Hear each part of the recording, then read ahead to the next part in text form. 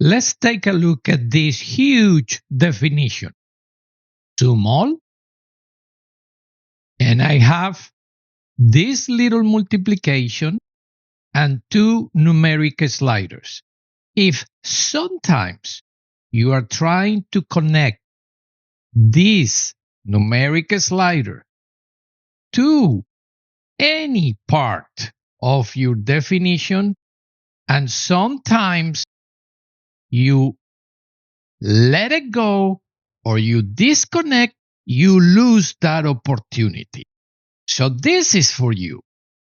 If I go back over here and I start going, and as soon as I know I need to connect this one to the multiplication component, I hit Alt. And look at that. Look at that.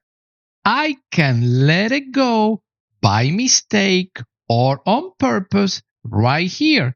And I get that beautiful relay. So I can connect. Let me do it again. Start. Press the Alt key. Beautiful.